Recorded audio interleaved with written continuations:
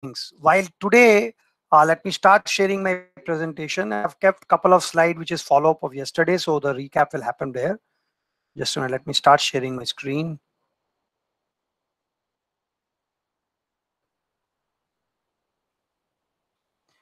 Can you see the presentation? Not yet. Yes. Yes, it is coming. This came? Okay, Yeah. good. Thank So, as we discussed yesterday, that important aspects which we are dealing with in the context of the SOC, different aspects for cloud, APIs, IoT, SD-WANs, remote connectivities, all of that is very, very important. And it is even becoming more important because we know that with the COVID situation we are trying to circumvent a lot of business challenges and giving priority to that rather looking at typical policy framework and all that. So as a technologist, it's our responsibility now to make sure that our businesses adopt to the new normal and also do it by being secure, by staying safe and secure.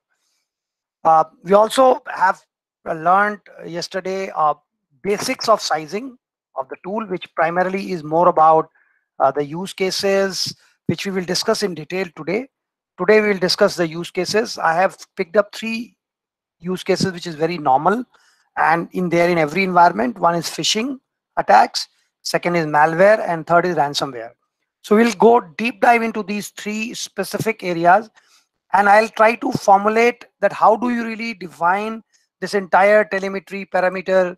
How do you decide that you will go after the specific use case?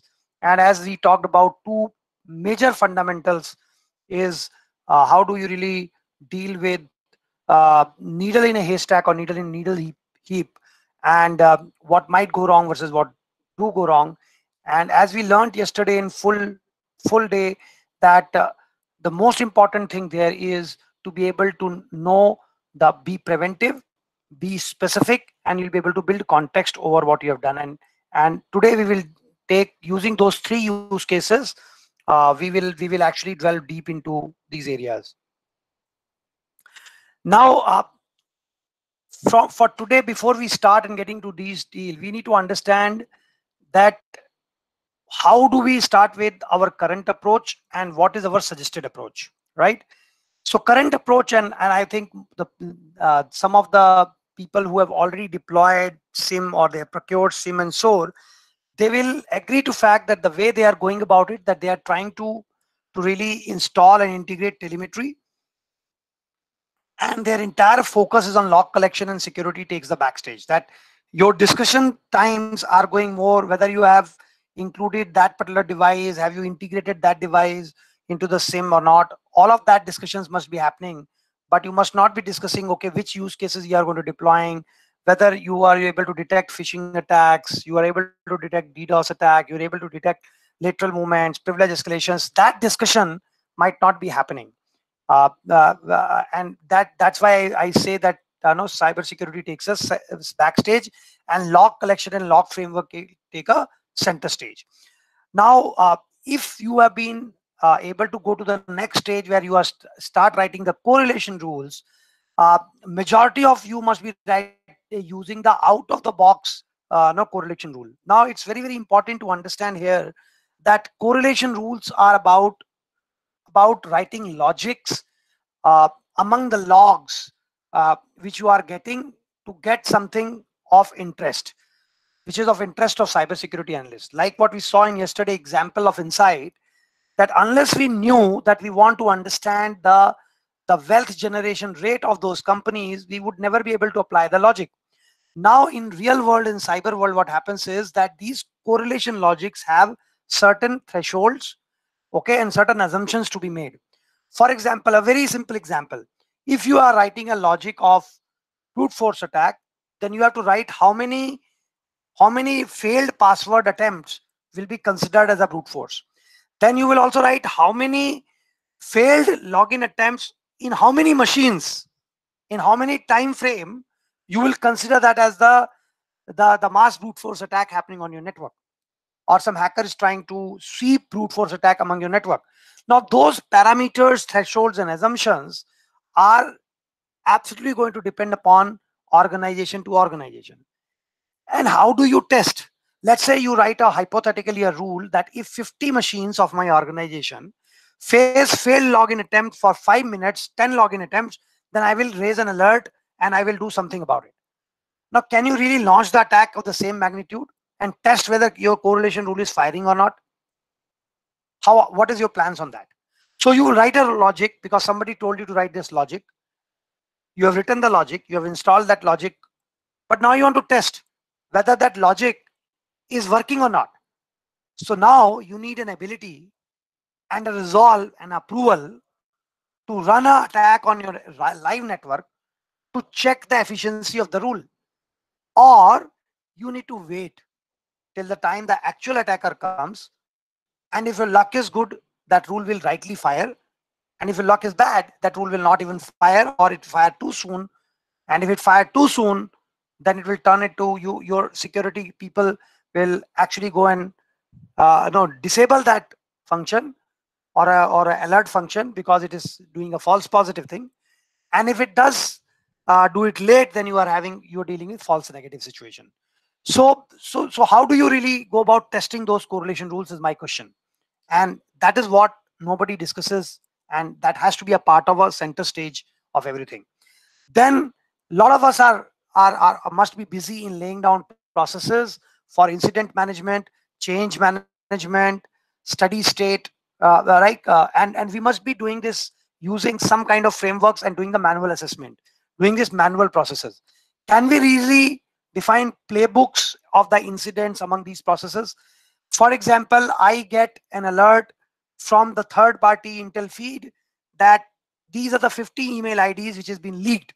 The credential of these email IDs leaked, and we find that in dark web that these email IDs password has been traded.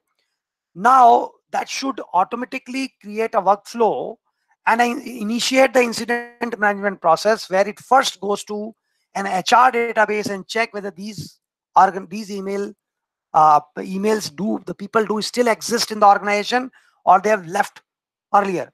Now assume that they do exist still, then it has to give a trigger to an Active Directory to throw him a change password, forced change password prompt. And then when user logged in next time, he will be changing the password, and we then give the feedback after the password is changed. AD will give a feedback to the incident management workflow, and then we can close that ticket and we can reduce the risk of that particular alert. Now all of this can be automatically done, but most of the people will still discuss all of this in manual way. And this is what I say, the basic hygiene automation, because in this there is nothing big going to happen, because even if you go wrong, because what if, let's say it's a false positive and we go and force a person to change his password and it was false positive, but still it does not harm anything. It's just that, okay, you have a security policy to change the password. This also can see that the time with which we find these email ID leak, we can take a further more action, and we can say that in next 5 days, we can issue an alert that everybody has to change the password, and we can start the timer. Everyone in next 5 days, they have to change the password before that. Otherwise, they have to come to the help desk, and help desk will force them to change the password. All these processes can be automated, and the playbooks can be formulated. Then finally, the steady state is all about generating. And when you actually say that, okay, I have given a sign off to the people who have deployed, the vendors, the OEMs, the system integrators, that you have deployed the SIM tool and we give a sign off, the steady state is all about generating alerts and monitoring dashboards. That's what the steady state will be. But what we suggest and what we will delve into further section now in next one and a half hour today is that we will define the use cases. First thing is that define use cases, and this is something which we will get in depth, that what do I mean when I say define use cases, right? So how do you define use cases? It comes from the first exercise of managing this digital surface, which is the situational vulnerability. So once you know the situational awareness of your network, you will know what are the gaps. Basis on that gap, you know what threats can be there, and those threats will become your use cases. Then you will have to figure out that how those threads can come into your network. That will give you the flow. And then once you know the flow, then you will start building the use cases. And we will go, as I said, in the 3 use cases in little depth in Sure. today's session. Then the second thing is, once we have generated the use cases, then we have to map the telemetry. And we need to understand the difference between forensics and active monitoring. So active monitoring and forensic difference is that when you are able to detect an attack before the damage is been caused. When I say damage is not when somebody gets an initial foothold. That is only the severity raised that something might go wrong. But when somebody actually do that damage, either by encrypting your data and throwing a ransom screen to you, or actually harming your machine, or taking the data out, or steal your data out, and you come to know, you don't even come to know, that all state I am talking about the active monitoring. Because forensic will only kick in when the incident is confirmed. You know exactly that this much data has been lost, and somebody has issued a ransom note to you that if you do not do this, we'll be leaking your data, or we'll be destroying your data. That is when the forensic kicks in, that okay, how to recover things and how to figure out who did it, what are the learnings, and how to use those learnings in future operations. So then use API framework for proper playbook and runbook integration. Now, why I'm saying this is, some gentlemen before we start was saying that we have already implemented a SOAR. Now you must go through your source capability and see, let's say Blue Coat device, or let's say Checkpoint firewall, or let's say PAN, or let's say Cisco. Take up any device which you are going to integrate in your SOAR and see how many commands does it support. And you will identify very invariably that particular SOAR will support only maximum 15 to 20 commands of that particular device. But if you go and check with a vendor like firewall vendor or a proxy vendor or some other vendor who is given you a security product, if you ask them in today's world that do you support an APIs, they will tell you that 99% of my commands are exposed to APIs, which means you're potentially used to use all those 99 commands, but your SOAR will only use those 10 commands. Now, what is an impact of that? Very, very important to understand. The impact of this is like this. We were integrating a SOAR in one of the Checkpoint firewall, okay, and also in Cisco firewall, right? Now, what we figured out is that incident management platform or a SOAR platform figures out an IP address which need to be blocked. Now, since we need to block that on a firewall, we will push an automatic rule using SOAR to that firewall to block that IP. Now, what was happening is when we blocked that IP, there were two things happening. By default, it was going in the last line of the rule base. That particular rule was going and adding. And the people who know the blue technology, they know when we add any new rule to a firewall, it always goes in the last line, which means when the policy will be checked, its number will come in the last. Now, unfortunately, there was a rule base which was much more wider, which means let's say we block a specific IP because that IP was infected and it was spreading the malware across the network. So we had a SOAR blocking that IP. What was happening is that particular network range was allowed in the rule base before that. So that particular, even though it was automated, the rule was implemented, but it was not taking an effect because before we can come to that rule, there was a loose rule above that rule, which was allowing that network. Now, we started thinking now SOAR cannot check SOAR's job is not to check all the firewall rule and check for the any problem or any overlap in the rules.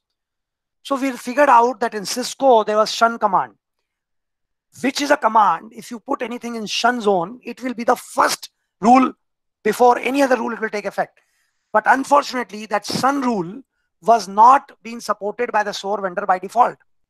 But Cisco was giving that shun rule on API. So we need to use that API shun rule to be able to block the attack, okay, in a way which we want to. Now, that is what I mean when I say use the API framework for proper playbook. Whatever commands are available in the by default in the SOAR, good, we can use it. But we cannot leave it there, because if you really want to make automation or response automation or hygiene automation in a fruiting the or bearing the fruit of your effort, then you need to have more flexibility in hand. And that is why if somebody asked me yesterday that what exactly is the skill required to manage SOC, whether do you need AI ML skill in running a SOC, and my answer was you might not need an AI ML skill, but you need to have a scripting skills at your disposal. And you can't rely on OEMs and vendors the product manufacturers to give you that, because they only automate, they will only give you something which is a larger business case for them, and two, you have to wait because their R&D is already slotted developing more features which they have already promised to their customers. So it's very difficult to get their development attention. And whoever has worked with stack of OEMs, they must they must be approving my statement that it's not very easy to get vendor coding for you a specific feature. So which means that you have to have that kind of skill sets available with you. And in some cases customers have in-house, some cases customer wants to outsource that to someone who has that skill and who's ready to give this custom scripting and customer automation work to be done by the used by or required by the SOC. Finally, as I said in earlier, that while writing a use case or correlation rules, you need a simulation platform where you can simulate whether that attack, without worrying that will bring your network down. You can actually do an endurance test on that machine and check the efficiency of that correlation rule. And if the answer is, if your correlation is triggering in simulation and it is firing the right processes and right consoles in your network, then you can replicate them into production network. So this is what we suggest. To deploy a proper SOC, you have to define a use case. You will have to map the use case to telemetry. You have to use the API framework, and you have to also have the simulation based operation where you can run small simulation of your network attack, so that then you can actually test what's working, what's not working before you replicate into production. Because the biggest problem is when you deploy this security tool with so much of effort, by human mindset, we actually go into this false sense of security that I have deployed my security control, I have deployed my SIM tool, I have deployed my correlation rules, so everything must be right.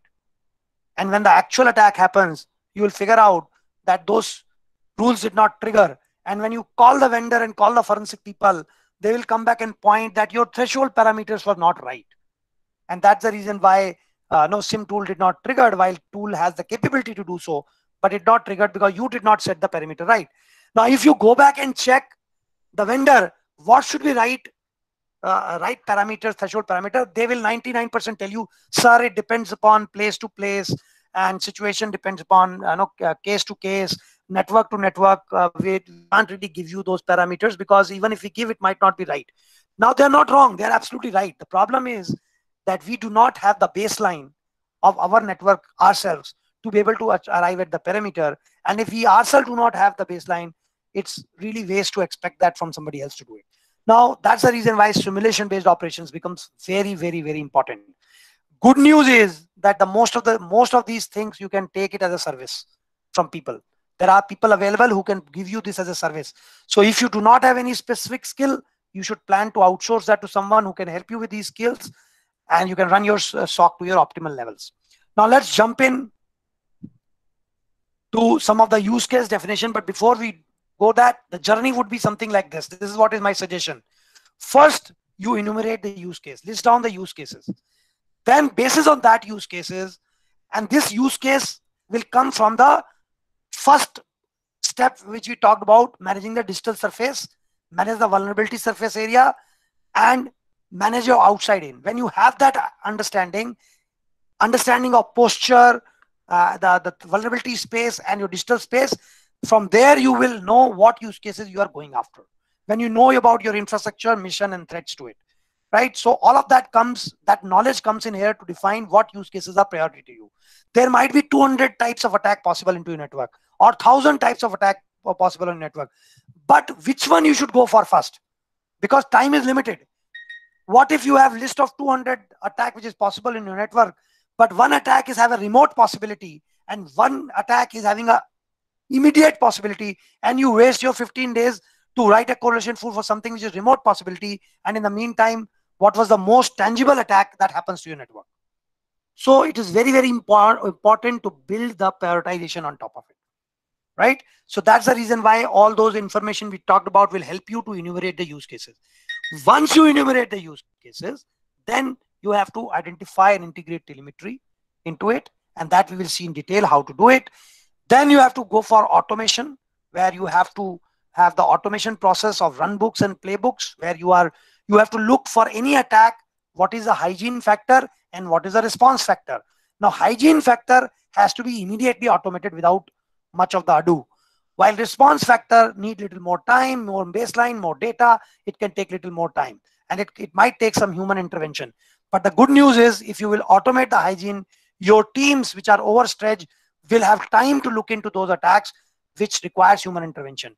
Otherwise, most of the time, as per the human psychology, what is urgent takes the precedence, not what is important. So if you see, if there are two tasks at your head, one is urgent, other is important, you'll always attend the urgent one first, irrespective of the fact that how important it was.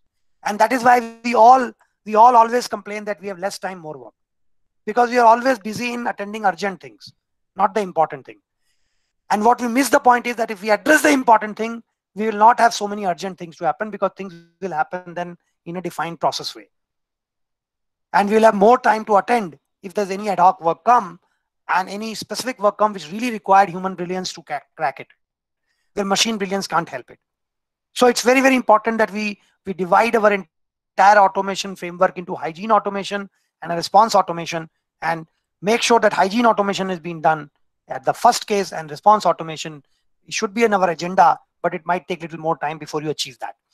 And once this is done, you know that you have enough time in hand, because you have set up the all processes, and you can then hunt for more attacks, more and more attacks. I know some people who have outsourced these both activities. They have their SOC, they have their SIM, everything is there, but they have outsourced the automation process, and they have outsourced the hunting process, where somebody else is crawling into your logs and seeing and making patterns and behavior patterns and other things. They're trying to connect the dots to be able to figure out any hidden or slow and low or lateral attack or latent attack which you are not able to otherwise figure out through your correlation logics. Now with this, it's important to understand if you are planning your SOC or you are setting up your operations, that what are the few challenges and impact you are going to really have it, and what should be your plan. So first thing is that obviously for designing collector and receiver systems, which is telemetry, you will figure out a lot of things which is non-standard parsers, which means that OEM might not be directly supporting it as your part of your their integrated equipment. There are sometimes they support certain equipment, but they don't support specific versions. So for example, in PAN, in Checkpoint, Fortinet, I have faced this problem many times, because these vendors comes with versions very, very fast, that the SIM vendors are always one versions behind the actual latest versions. And this vendors will push you for a better efficiency to go to the latest version, while SIM vendor will be little late for bringing support for that vendor. That is one situation which is very, very common. Second is that sometimes you have a lot of equipment where it is not out of the box supported. Especially like in banking sector, I've seen banks coming back and seeing that my core banking logs or my internet banking logs are not supported by the SIM vendor, because that is homegrown, or that is not that typical Oracle or Finacle or that kind of application. So a lot of people come back to us with some fintech companies and come that I want to integrate my mobile wallet application to this SIM tool, but they are not directly integrated. Now that's where possibly you need to drill down your vendor, what capability they have, how much time do it take to really create a parser.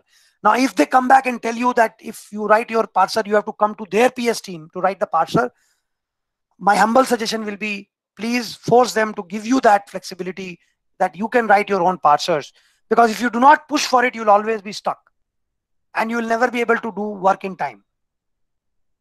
So if your vendor is allowing you the tool, the GUI, the ways, the trainings to write down the parser, I think that is one of the important things you should look at.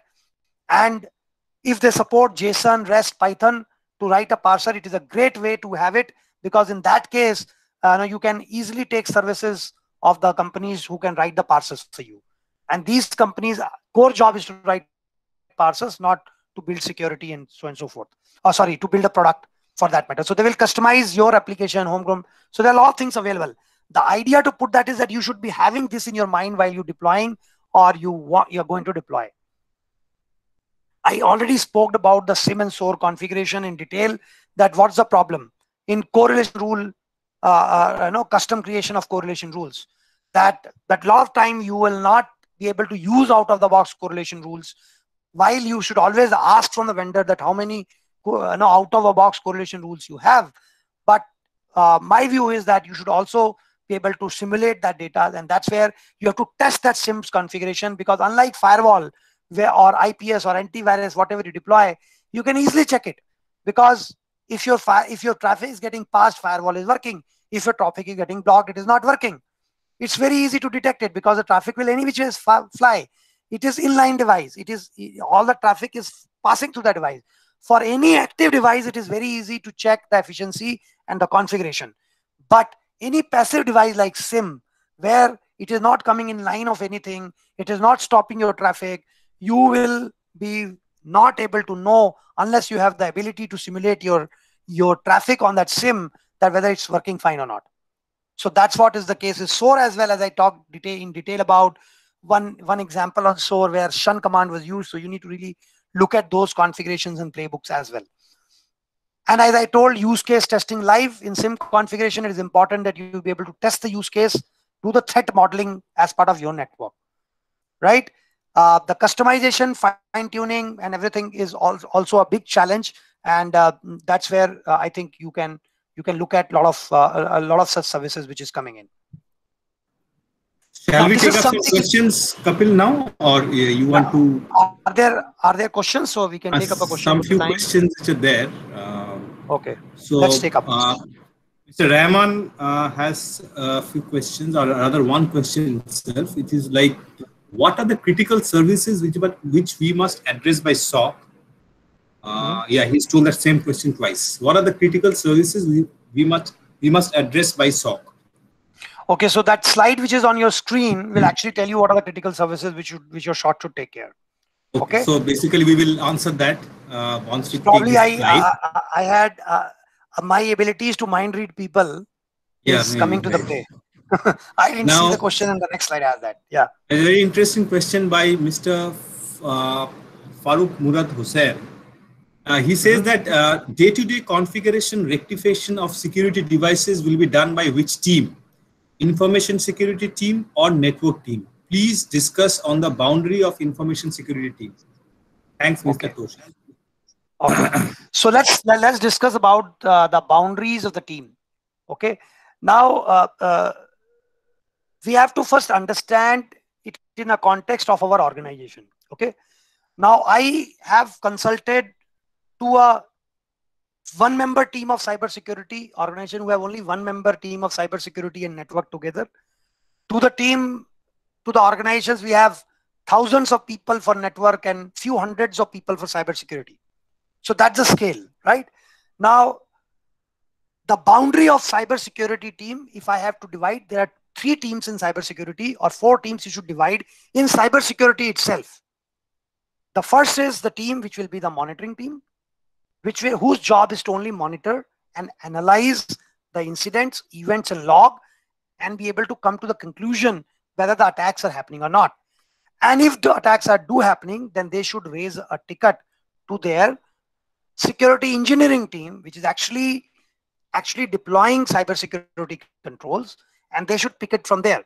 Now, assume that the incident which is happening cannot be controlled by security team. If the network team's requirement is there, then in that case, you should be able to have the network team working on it.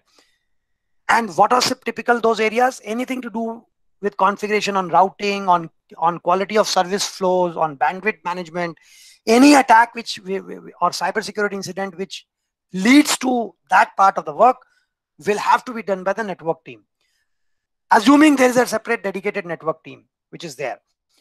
And if, let's say, it goes to the system, the incident brings out the point of systems, and in that case, that case systems is the challenge, because the system owner has to go and deploy that tool, or deploy that particular configuration hardening steps or whatever it is.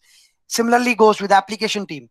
Now what we should achieve is, we should achieve an incident management workflow which have a multiple teams access and scope defined, where what should they pick up and how do they hand over after they have done their job seamlessly to the other team. That's how it's been deployed in any network. But frankly speaking, when the incident do happen, there is the approach which always works well is to have the war room set up and the war team which have representation from all the teams, and they're all working together to solve the issue. But boundaries are very simple.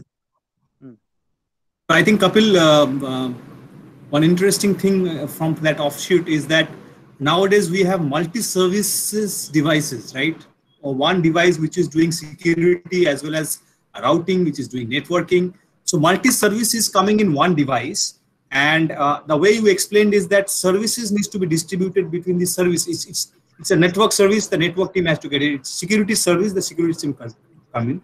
Correct. When the devices are multi-service, I think we'll have to go for a role-based access control kind of an approach, maybe, but historically it will be like firewall was maintained by one team. So that's the diminishing line which is coming in, correct? Yes, you're right. So that's what I'm saying. When you do your SOC engineering services, all of that has to be discussed before you start jumping on the tool. The problem is that we buy the tool first and then try to do all this. Because now I'll tell you an example. Let's say your use case is that you want to only tackle cybersecurity stuff using this entire incident. Then you can buy one classes of tool. But let's say you are looking to invest in the areas where you are trying to leverage your investment on one thing into other thing. For example, you have learned to run, let's say, one platform, and you want to really take that platform knowledge to the next level, where you want to have application, network, database, even the business side coming into that, and you getting the analytics and wisdom for not just the security thing, but for many other aspect of this thing, then you should go for another class of tools. So it all depends what you want to achieve and what kind of manpower and human resources are available to you for doing any specific operation. So the boundary of SOC typically ends by monitoring all the logs, analyzing it, and telling that this is what is an attack we are seeing and this is the recommendation. After that, it is ops team jobs to pick it up and manage it. If you have a different team, and ops can be from network, from systems, from different type of people. Okay. Now, so basically, ops is a different function, and information security is a different function. Ops is like a consolidated team. That's what Vatan. So yes. Just in the interest of time, Kapil, I am just taking one more question before we can go back to the slides. Is that fine? Yeah, absolutely. We have time. Okay. So we have a question from Mr. Toshik Dalal and Toshik Jalal, and the question is that which part of SIEM, SOC, SOAR, XDR, UTM should never be managed by an outside entity? Okay. Is there such a boundary, if at all? Okay. So again, I will to tell you, because the kind of spectrum of customers I've seen, I would say that one answer, it is not having one answer. Now I would say this, like this, that if you have a team which is well versed and have enough exposure and you have insufficient numbers to manage the operation, then managing the device should always be responsibility of the in-house team. And when I'm saying in-house team means, I'm assuming that your question is that if you want to outsource SOC, so it should not be going to third party for managing it, right? However, sometimes I've also seen customers saying that I will manage L1 and L2 operations, but I need your help when it comes to severity 3 or main incident. And that's the time I want commandos to come and look at these things. So it is always have a good idea to, if you have enough resources in hand, that manage L1, L2 operations on your own, but always contract somebody who is having L3 and L4 resources to come and solve your problem along with you in case incident happens, right? So anything which is beyond certain level of severity, you can always take. But day-to-day management, you can avoid giving it to some third party. If that answers the Okay. question. Thanks, Kapil. Okay. Now coming to the next slide, which also kind of answers the question of the sir before, who said what kind of services we should think about the SOC.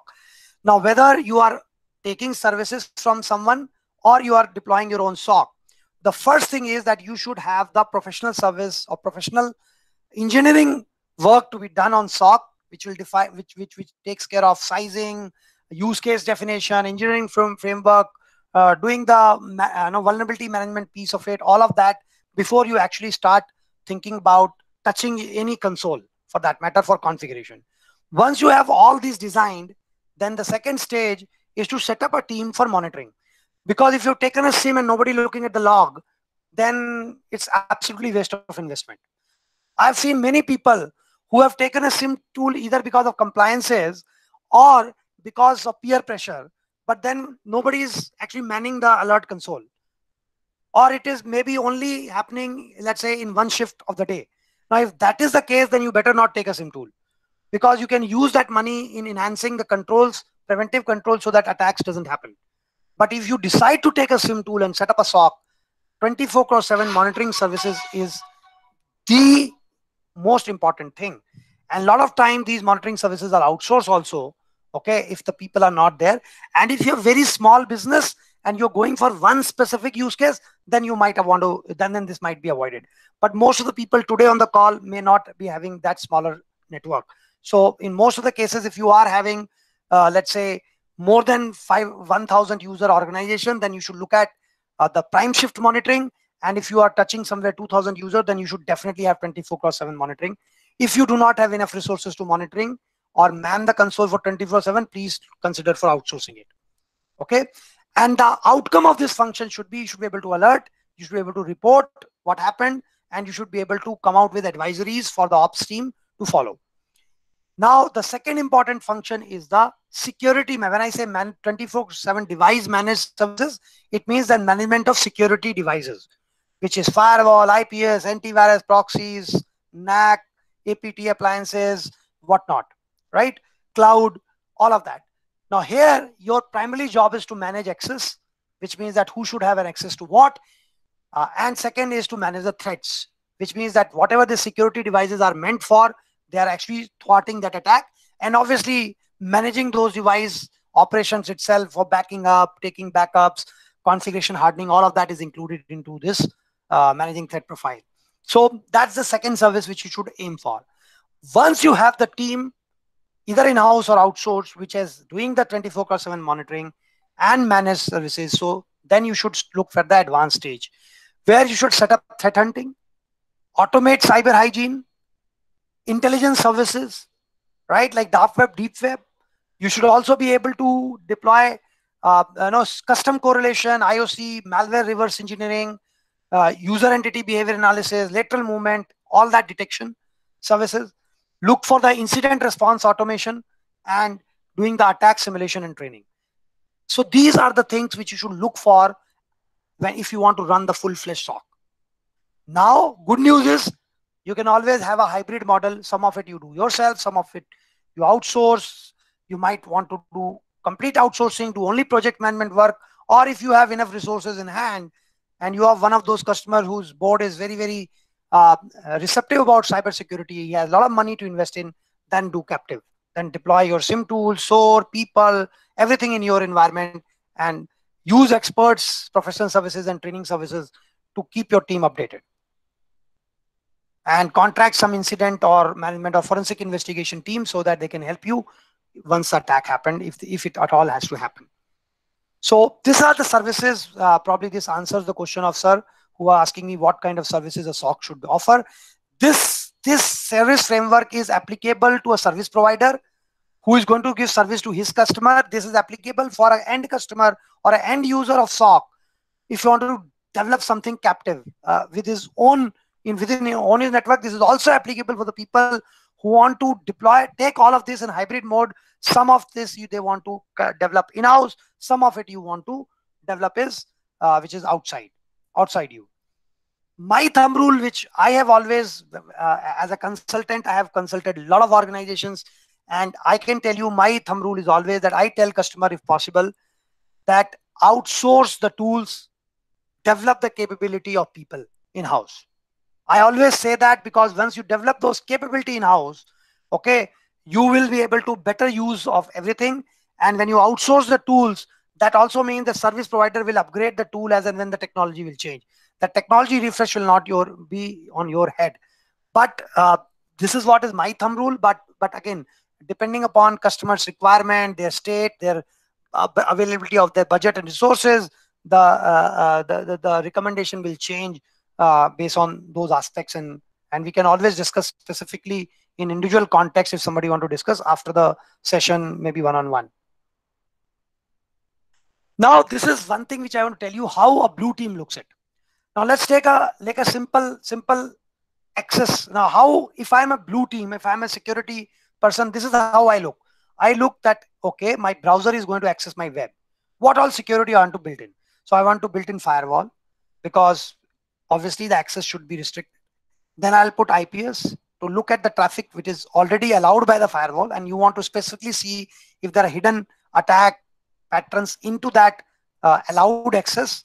Okay, some people use IPS ahead of firewall, some people use behind, some people use firewall as a sandwich between two IPS, depending upon the resources and budget they have and the kind of operations the mission is.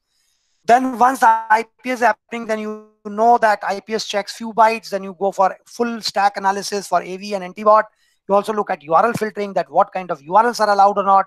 Then you say, no, there are day zero attacks, which is possible. So then you start putting up sandboxes into picture. Then you say, okay, now I have to also secure that endpoint. So you start putting antivirus. Then somebody comes and tells you, okay, EDR is better than antivirus.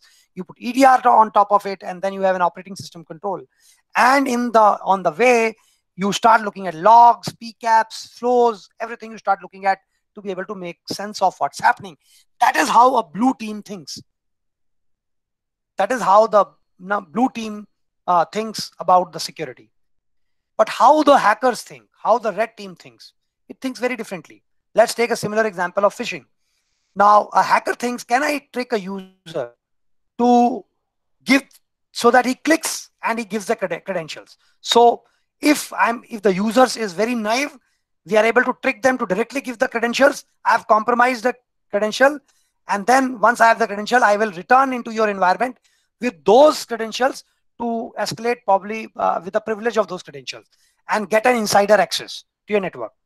Assuming that the user was a little more tech savvy, he knew something, then I will try to trick him by clicking onto the domain, and that domain will do some kind of harvesting, and from there I will take a credential, and then I will be able to get into your network with those privileges. If that is also not possible, hacker will think about launching some drive-by download click, tool or script where you don't have to do anything. Whether you go, the moment you go into that website, automatically things are getting downloaded into your machine and then doing harm to your machine as much as possible.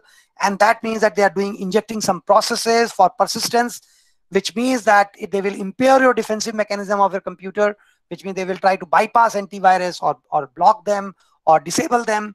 They will also try to look at whatever credential they will find. They will dump those credentials into using the tools like Mimikatz. They will start sniffing your network to understand what kind of operating system, what kind of traffic you have, what you have deployed, so that they can pass on this information back to the master, so that they can craft a specific attack to your network. Then they can also use, if they find in the network specific, the RDPs are used, SSH are used, they'll use those protocols for the lateral movement. Then they might be able to deploy certain files and capture certain files for you by using keyloggers. Then they will trick you using some DGA technique, which is domain generation algorithm, or command and control communication back to the masters. And then they might be able to do credential theft, data theft. They can secondary victimize you, which means that they can use your machine to hack somebody else, demand ransom, do lateral movement, and then finally, we can use popular services to avoid detection. So this is how hackers operate. And to be able to understand this on a scientific and conceptual level, The building blocks are defined very well by Cyber Kill Chain by Lockheed Martin, where they have actually divided these all steps into multiple sub-steps like initial access, execution, persistence, privilege escalation, defense evasion, credential access, discovery, lateral movement, collection, command and control, exfiltration, and impact. So actual attack happens only when you reach from exfiltration and impact.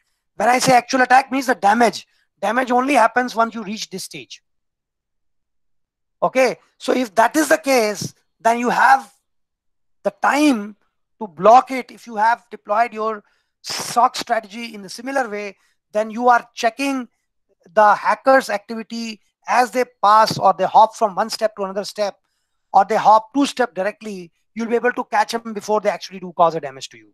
And that's how a purple team looks when he looks at the hack team, red team. So these are the different perspectives which people are working. The purple approach is the approach which we kind of evangelize. Is we say that you should be able to understand the hacker's approach, and then you should be able to have knowledge of your blue view or your defender's view. You should be able to catch and define strategies across this skill chain to be able to create the hurdles for the hackers to pass on the one stage to another stage. And the more you make it difficult, the chances are that hackers will go and knock at the neighbor's door and he will leave your door, because he's investing every minute his resources to compromise something which is getting difficult. And it is also human minds. Human mind is, when things become difficult, you try to give away that and try to do easy thing. And that's exactly what hackers. And as far as my knowledge and my experience working with a lot of hackers, black hackers, bug bounty guys, the actual hackers, where I got hold of some of them in different part of this subcontinent. And I worked with them in the sense that I interviewed them. Sometimes I spoke to them, that what drives them. And I can tell you one thing in common, that they're very lazy people. They copy paste more than they are not laborious like us. But the thing is that they're very smart and they know what they're going after. Unlike us, who do not, we don't even know what we're going after, and we're just boiling the ocean and trying to secure everything comes at our disposal. Now let's jump into the use cases which I was talking about. And we have 3 use cases, and hopefully I will take another half an hour to describe all these 3 use cases. And then we will open up for people to ask questions and how to go forward. Probably Susubanda can tell what the next steps after this workshop concluded. So let's look at the purple view of phishing attack. Now I've been talking about this: create use case, map it to telemetry, be specific, right? All of build context, all of that I was talking about. How to do it? Now this flowchart tells you clear understanding as to how you go about it. So let's take example of phishing. Now when you're defining the use case for SOC or defining a telemetry, you must know that if the phishing attack has to happen, okay, what kind of devices can give you that trigger? Because in SOC, when you set up a SOC, you don't operate out of it that things will go wrong. You operate about that things are already going wrong, right? So you are developing a response mechanism, correct? So in that case, my view is that first you should know that who will issue a trigger. So let's say, who can issue a trigger in phishing? The first person is user. User can forward you an email or tell you that, look, I got this domain, look fishy to me. I got this email, it looks very, very fishy to me, right? Then you might have to see that in your security control, have you deployed anti-phishing control? If you have deployed anti-phishing control, then you have to tick mark against that, because that is going to be very, very important aspect of your SOC use case definition, or this use case life cycle. Then if you have defined URL filtering solution, that is one case where we might look at the domains, bad domains, and all that traffic which is in and out going might help us understanding the domains which is phishing domains and all that. Email security devices can also help us understanding what kind of logs which is coming in. Now, if you want to detect a phishing attempt, these are the things which we are going after primarily. There's no point in having a IPS log and firewall logs and your EDR log to look for a phishing attack, because that doesn't help. Unless some firewall is claiming it to be anti-phishing solution, in that case, you have to go to that firewall and look at those message IDs, which gives me phishing information. Now, once you know where the triggers can be received from, then you look at how it happens. It can come to you over email. It can come to you over web. It can come to you through an intelligence feed from third party or open source. Now you start contextualizing that email, web, and an artifact you have received through Intel feed, where you can look at receivers, senders, subject, headers, mail body, attachments, user, and find out those are using those artifacts. You start looking at some patterns. You start looking at what the correlation rule should look like. And hence, to be able to get that, your log sources will be email parsing. So your SOAR might have capability to do parsing, or your mail gateway. For having this knowledge of receiver sender, you need to have a parse email in front of you to be able to understand this, right? If you are doing a domain understanding, then domain, URL, IP, user, file download, if there's any, from where you will get logged, you'll get logged to web server, through web proxy, URL, gateway, antivirus, EDR, sandbox. Now, why I'm saying this, multiple tools, you have to understand that which parts of messages are actually going to give you the visibility on phishing attack. You have to only go after those message ID. And all of this information is very well documented if you know where to look for. Okay, and you have time to really go after all this. Then in artifacts on intelligence, you will look at the domain watch, you will look at for brand abuse, you can look at for squatting, cyber squatting, type squatting, ISP, country, and all that, right? So then you have to go on enrichment. Okay, now in this enrichment, what happens, then you start enriching those through a additional context of your logs, your server health, campaign, if you have doing some campaign hunting, some tools, SOAR you are using, threat intel feeds, some like Talos or Ultra tools or IP void, you'll start building context of that, what is happening. And you also start looking at the threat hunting part of IP reputation, from where the things are coming, what the domain reputation, whether the certificates are validated or not, right? Threat intel feeds, credential, harvesting, all of that you will actually start looking at, right? Then from there on, you will move to, let's say, if there is any file involved, then you might want to do a sandbox analysis and AV analysis, binary analysis of that file. And if it is non-binary, then in that case, you can look at the user information and start contextualizing it on the user basis, that what is the user, what kind of traffic this user is generating, what kind of important stuff which you are looking at in the user directory, and so on and so forth. And then do the lateral movement analysis, figure out the additional damage, okay? And also look at then what playbook triggers you can do, and you have the, now go to the next stage. One second, I'm just drinking a little water.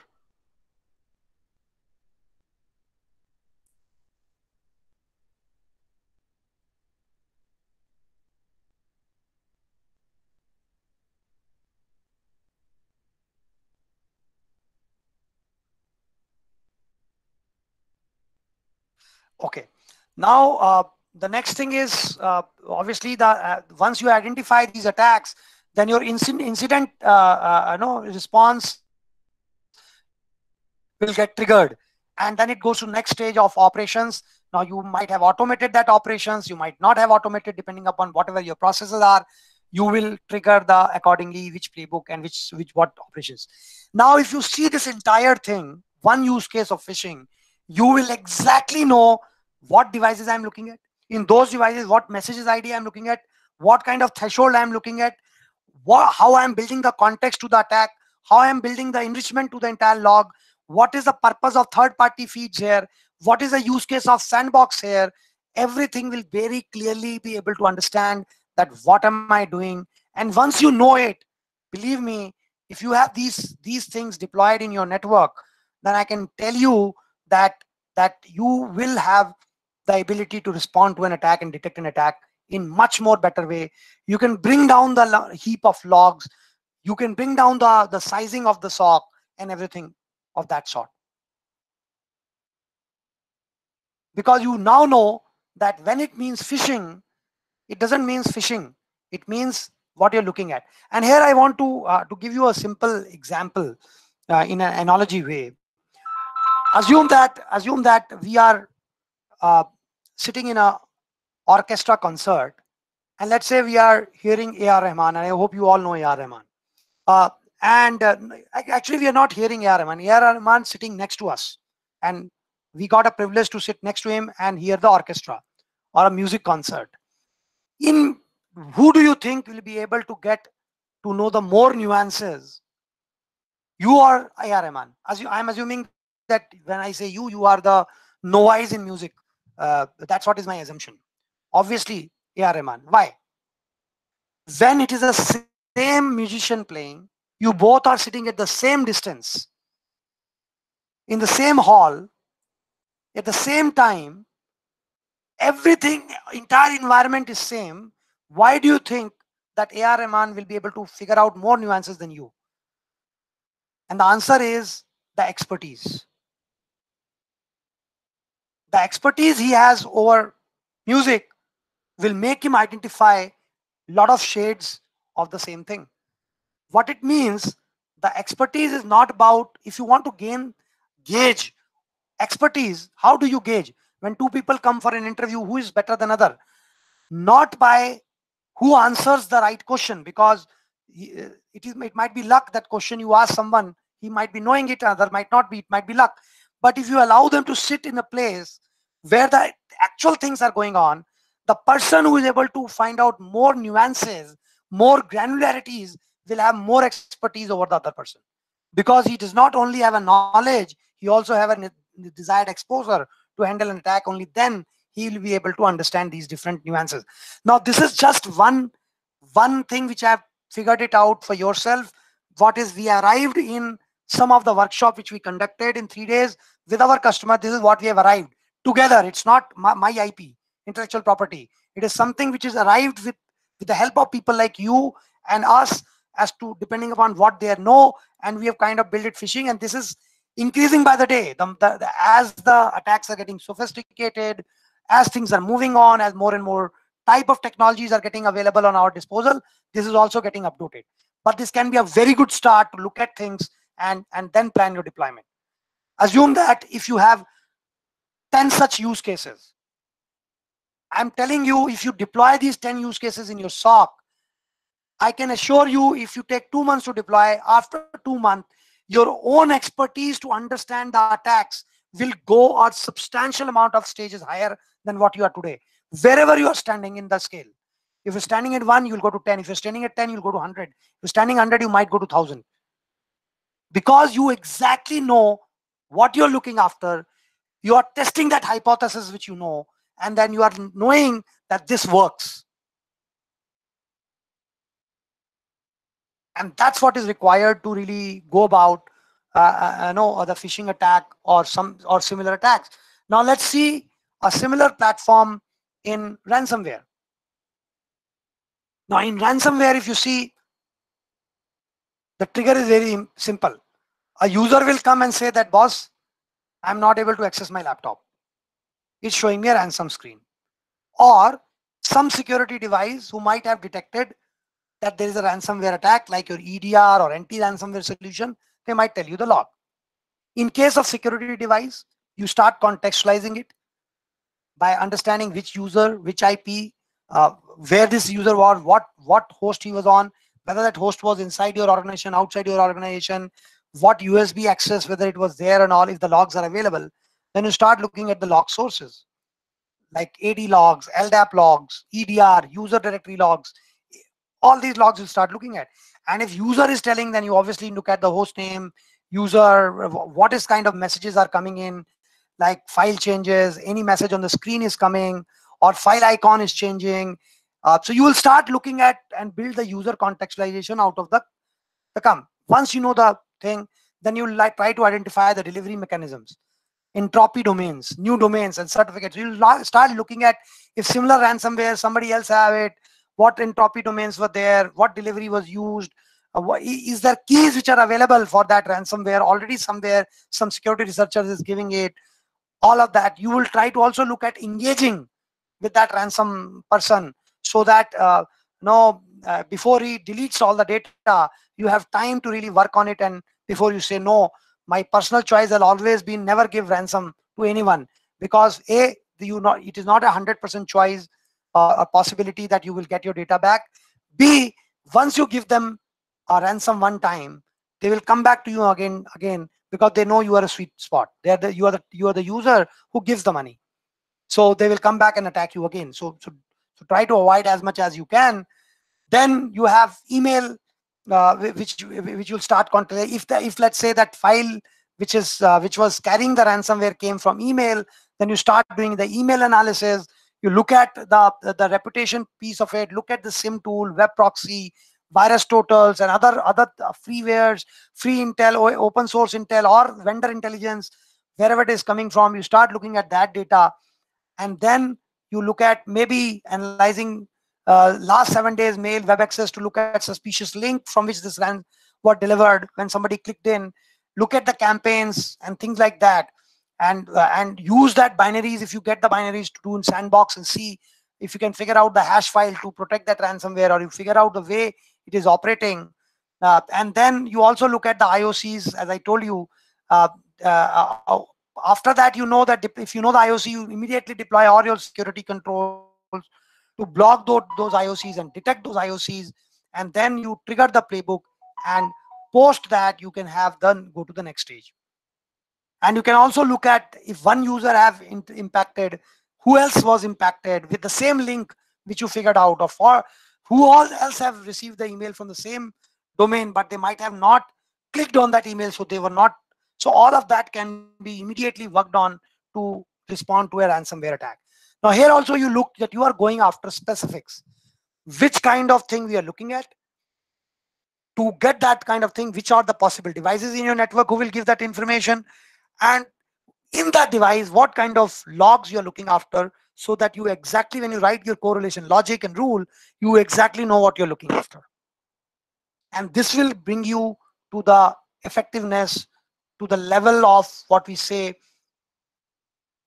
specificity, to respond to those velocity and things like that. Right? Now let's, before we go to malware attack, Anindya, can you see if there's any question? Shushobanda? Yeah, Kapil. Are there any questions? So let me answer that before I go, because whatever question is relevant, then I'll try to answer that in this use case. That's why I'm asking in between. Yeah. There is no specific new questions which have come in after the last one. Only someone said that if it can be zoomed, I don't know. That is possible, I don't know. Pardon me, what you're saying? Someone said font size is very low. A lot of people are saying not able to see. Okay, so font size is low, and that's why I'm reading it out, because it's very, very difficult to put that on one slide. So I need to put it on our font size low, but any one of you who are looking for something like this, please do contact Shushobanda. We will be able to share these specific slides so that you can look at it in your network. We'll sanitize it and then we'll share it with you. Sure. Okay, as I said, it is not my intellectual property. It is being developed by workshops with the customers, in the real incidents with the customers. So it's all for sharing. There's no specific data here. It is just the knowledge which we have gathered and acquired over a period of time doing these attacks, or handling these attacks rather, not doing, sorry. Okay, so now looking at the malware, now is a similar thing. Malware can come, user can report it, URL filtering can be the source of, DNS servers can report in some bot infection, web proxies, antivirus, EDR, and UTM. Now here you are not only going to have the user log or a device log, you also going to look at the DNS logs to do a long trail analysis, which is most visited, to the random URLs, entropy analysis, reputation, domain reputation, certificate validation. So you have all that work to be done, not only for security device log, but here the DNS logs also becomes very, very important. And if you actually do this entire work, as we spoke about, that in the previous segment also that if you do binary analysis, if the virus has come from mail, then you do attachment analysis, and then you have if the malware has been detected via USB or drive-by download, then you trigger those specific playbooks which discusses and talks about drive-by download attacks, so that you can further go and do deep dive in drive-by download attack, and if that is 100% attack, then you actually go to the invoke incident response and immediately start working for the outcomes like running full system AV scan, infected system monitoring or anomaly monitoring. So in nutshell, what do we, in last 20 minutes when I discussed about these cases, what do we come to know? It's what is that outcome, or what should we take away from these three use cases? A very, very important aspect which I believe we should use or understand before we go ahead and understand these cases are to be able to define what is a threat to your network means. Then look at that if you have to detect or respond to that threat, which all are the areas in your cybersecurity infrastructure or your IT infrastructure can help you either with the logs which will help you detecting or preventing this thing. Then look at the devices who will be helped to respond to these incidents. Once you have the list of those devices as per your network infrastructure, then you start looking at, okay, in these devices, what kind of logs or functions which will help us building the contextualization or attribution to your specific attack. Then once you have defined your infrastructure, then you look at what third parties I can help with, or I can help me with these kind of attacks. What kind of vulnerability data can help you with me these kind of attack, and you look up for those alternate places which can help you in understanding that particular attack better and help you in attributing that attack better and finding out solution to do that better. Once you have defined this entire map, which is called telemetry map, telemetry to use mapping, use case mapping, then you start looking at thresholds. Okay, in this particular device, in this log, in this message, what is the threshold with which I should be worried about? And then you create the entire response correlation tool, alert tool, response automation logic, and then you go to your simulation lab, and then you set up this entire thing, run the attack, and check all of this whether it's all coming together. And if it is all coming together like an orchestra, like a great music, then you deploy that in your production network. And if you follow this approach, I can assure you that you will be able to mostly do all kind of logs. You'll be able to manage things accordingly. Okay. Now with this, I will move into the final part of the presentation, which is 2-3 slides left on skills. But before that, I will request you that if you want to understand anything which we have discussed just now, please post the question in the chat. After I'll complete my presentation in next 5-7 minutes, we will have enough time to then go over all the questions, not just the question. If you want to suggest, share anything with all the users, please open up your mics and speak, and so that we can then conclude this entire session. Now coming to the skill, a lot of people have the questions about the skill, right? Now those skills are typically the way the gap has increased over a period of time is something like this. When the cybersecurity industry started, or when the IT started taking relevance, right? We all knew that the asks were very simple.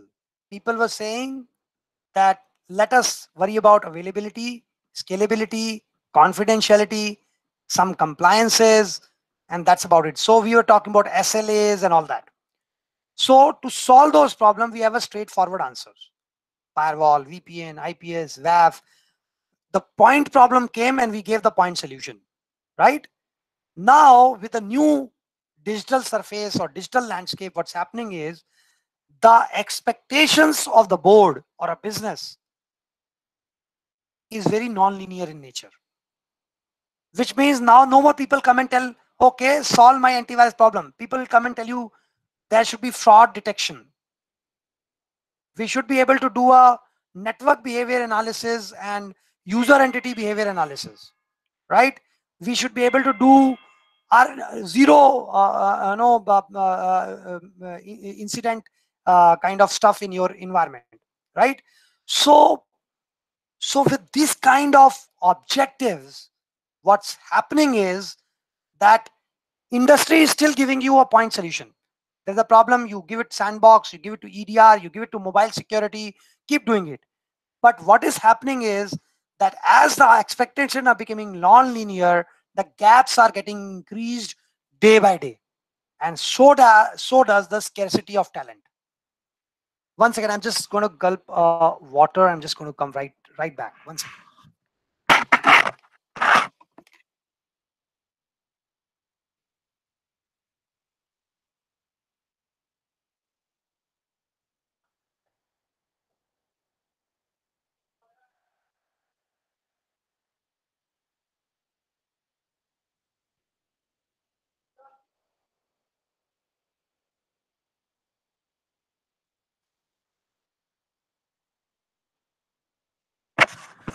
Okay, I'm back. So solution gap and the scarcity of talent is increasing.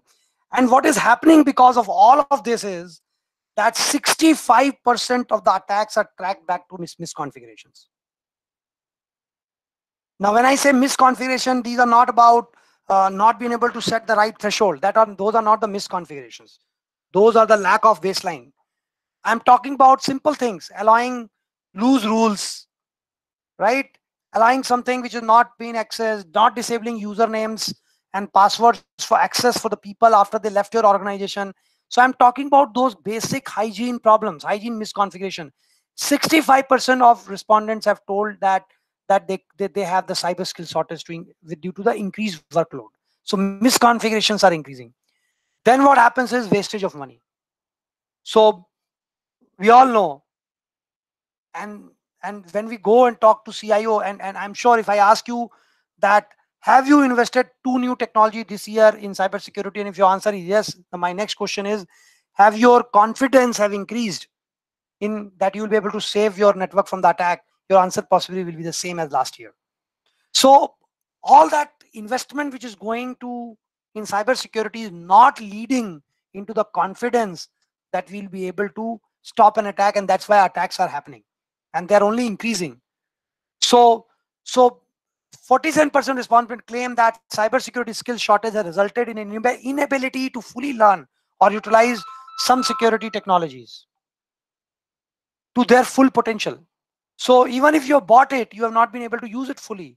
Like this one, sink in, let this one sink in.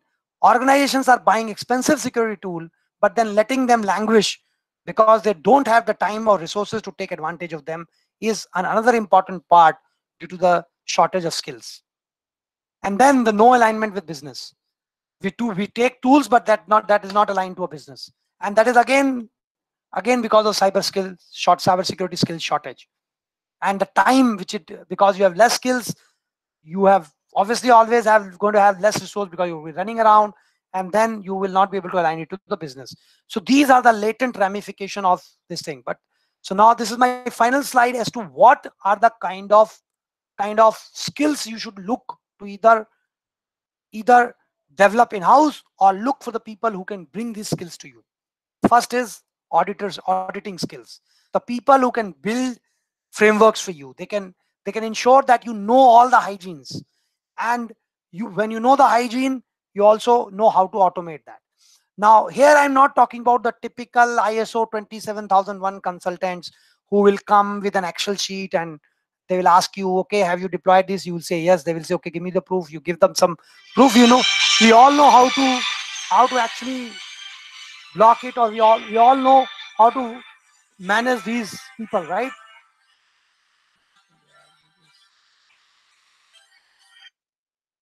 So we all know how to handle these people, right?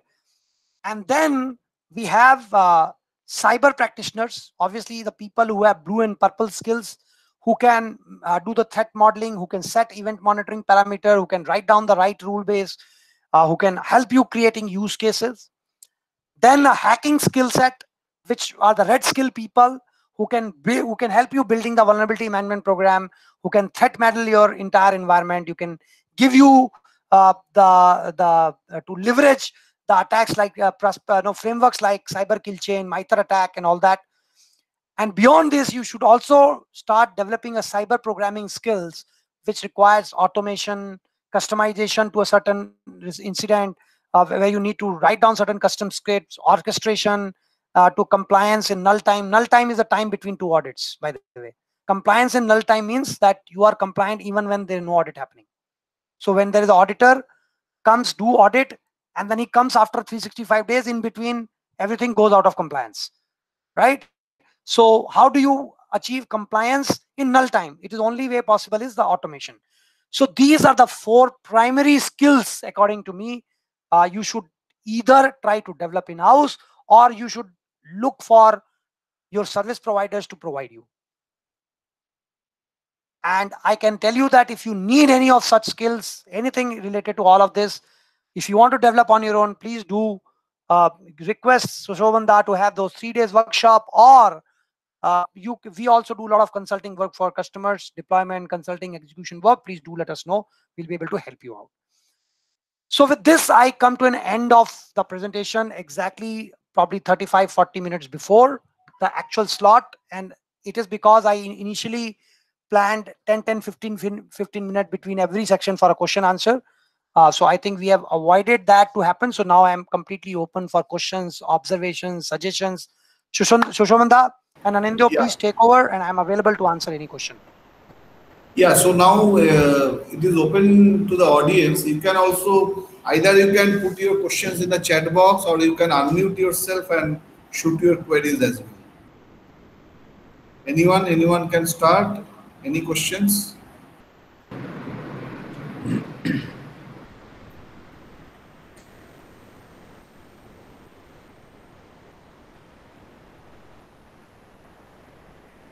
Anyone from the audience? I think I can see new people are also joining. Hello, I'm Saidur from FIC Bank.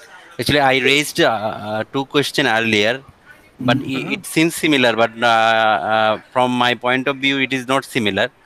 Just I read out the question. Sure. What are the critical service we must address by SOC, and what are the critical process must require for SOC? I got the answer from one slide, the critical services like vulnerability management, incident response. But if I need to write up some process like incident response process, what are the required minimum process essential for SOC? So you can look at any framework like COBIT, ITIL, and there are framework process framework from NIST. Look at any framework, they will talk about these 10-15 processes, okay, which is there. I will see if I have a slide on that, and I can show you. One second. Only on process, I deliberately did not included it. Yes, I do have slide. One second, let me just unhide it. A typical options to app processes.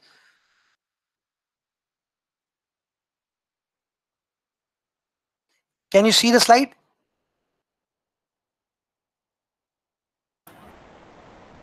Yeah, it is coming.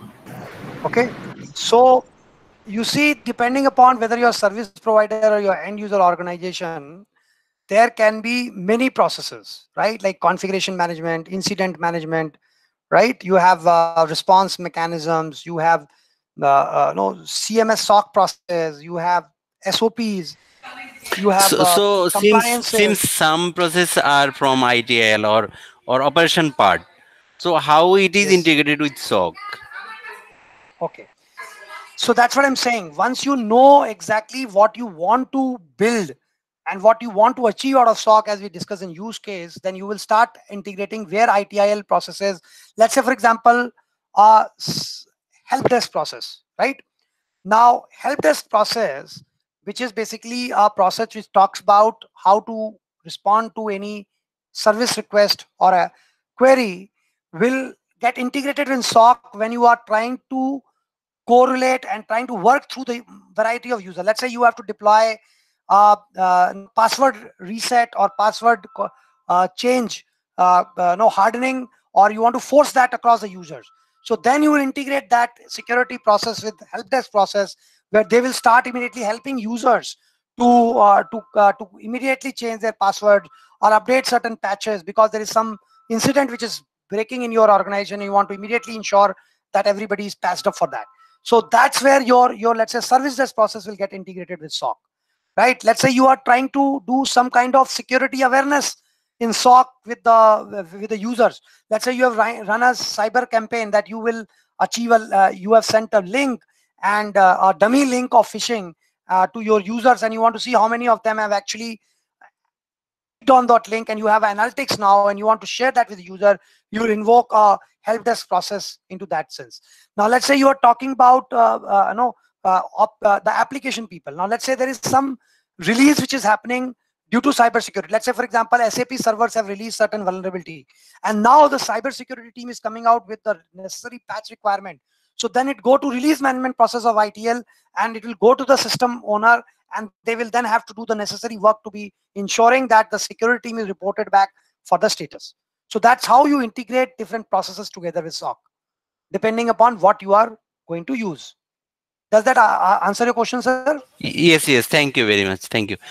Actually, what is your business focus? I mean, I missed the maybe your company introduction or organizational aspect of the service you are offering. Could you please, if you explain me?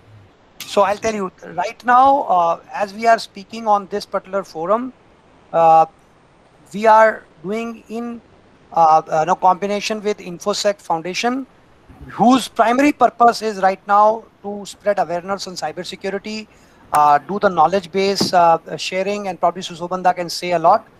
Now we are partnering with them to deliver these kind of awareness session. Now, as far as the company or as a consultant individually, which I am working on, our main job is 100% cybersecurity. We help people in with setting up their SOC, then running their SOC, putting up monitoring, doing the research, training, automation, everything we do. So we have different services which we do. We do not primarily go and sell product to the customer, but we are their service partners. Only in few cases when customer wants us to sell the product, we actually go and sell OEM, because we want to be completely OEM agnostic, and we want to be in the space where we are on the customer side. And we are sitting on your side, and we are trying to help you leveraging 100% of what your investment in cybersecurity in whatever tool you have already invested in. Okay, great. That is the point. Maybe I'll add a point. So you have not missed anything. Rather, we have not told anything about our business, because InfoSec Foundation is a platform, is a non-profit. We only try to spread the awareness. We have a Dhaka chapter also. If you are interested, you can join there. The idea is to spread knowledge. So as Kapil said, Kapil and Anindya and my company, we have definitely a business which is related to cybersecurity. Through that journey only, we have found a lot of pain points are there in the cybersecurity market. Lot of issues are not getting addressed. That's why this kind of podium we are trying to share awareness. Okay, great. So I'll definitely join with the chapter. Sure. And who is the chair for Dhaka chapter? A lot of people, all of your colleagues are there, starting from. I mean, who is the chair? Who is the chair? Who is leading the chapter? That is nothing formally done, but Jahid Bhai from BRAC Bank, he is interested, so maybe he will be driving it. So something is in the plan. Okay, great. So Raman thank you. Just for your knowledge, I spoke to Sushobanda and said that can I put one slide on introduction of my slide, and he said big no. That you can't put anything about your company, and that's how it is. Okay, great initiative. So, anyone else, any queries? Already I have given a feedback form in your chat box.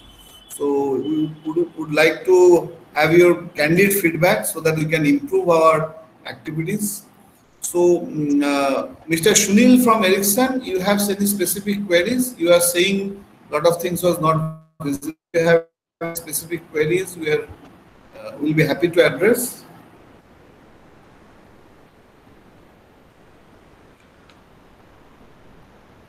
Otherwise, anyone else? So I want to, in today's slide, if something was not visible, I want to apologize, but you have to understand that we are all in a technological box where if I have to put everything on one slide, I don't have an option to do whiteboarding.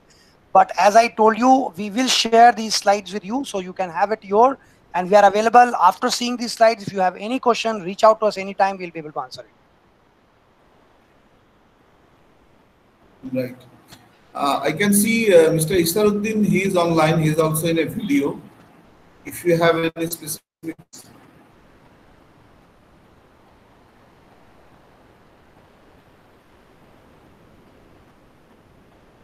Or anyone else. So maybe I'll be not asked. Mr. Farooq, I think yesterday you had certain questions. Any specific questions? Mr. Murugan, if you have any questions. I can see Romi, I can see Mr. Binay Kumar. Any one of you, nothing specific of anyone. So, but if anyone is having any questions, any doubt, we'll be happy to address. Okay. So far, I don't think anyone is having any questions. So, anything, Kopil, any concluding remarks?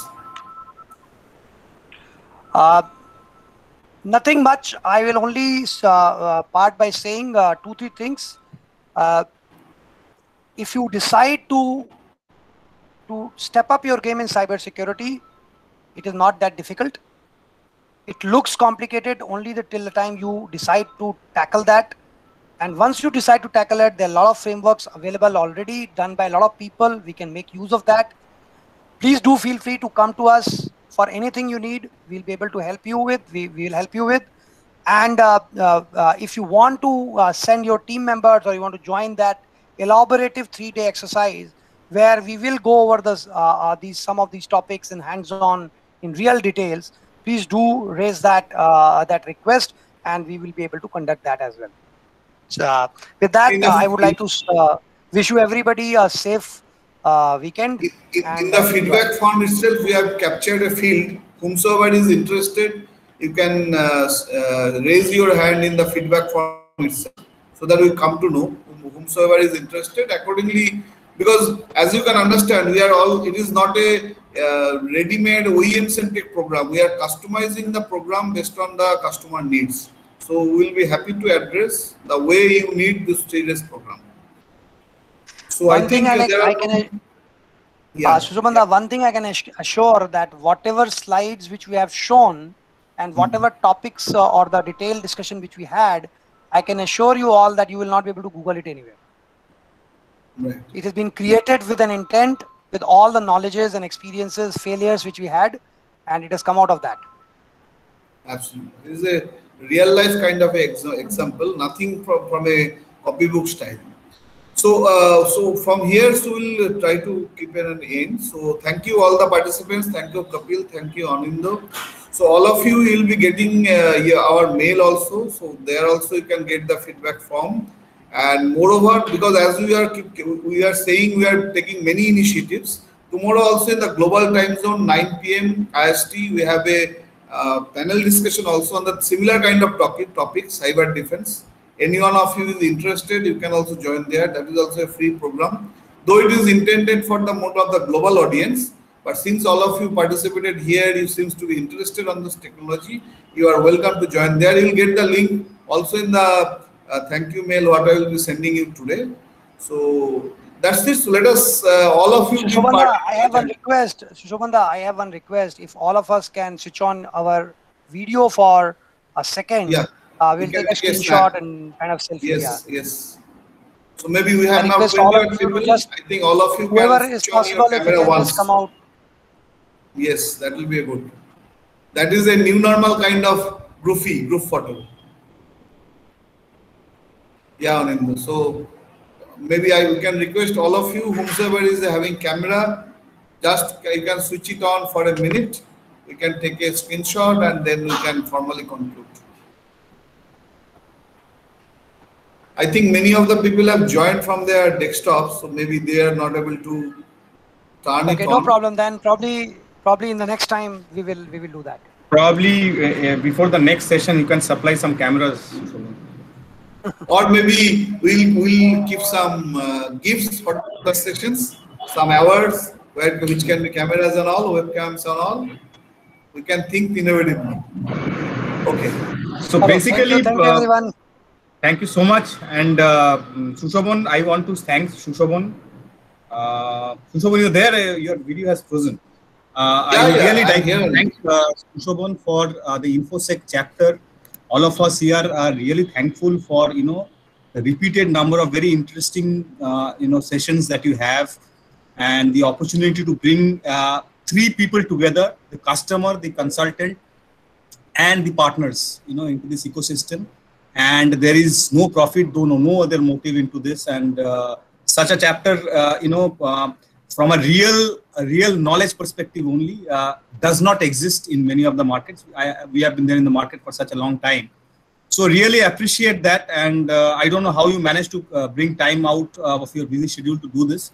But we are really thankful for that. And I hope you continue and we can have more such interesting sessions. Thanks so much.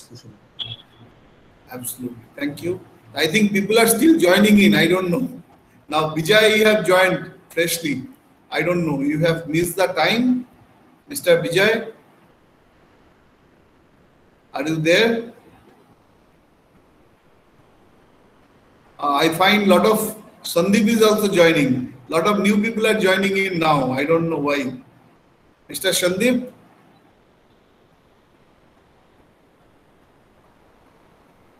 I think they have missed out the time, or maybe they got a little late. Mr. Sandeep? Am I audible to you, Mr. Sandeep? Yes, sir. So I think you are very late. We have concluded now. Yeah. Actually, what happened? I was stuck in some on the live one of the meeting on the SOC itself. Like, Okay. unfortunate because yesterday's session was very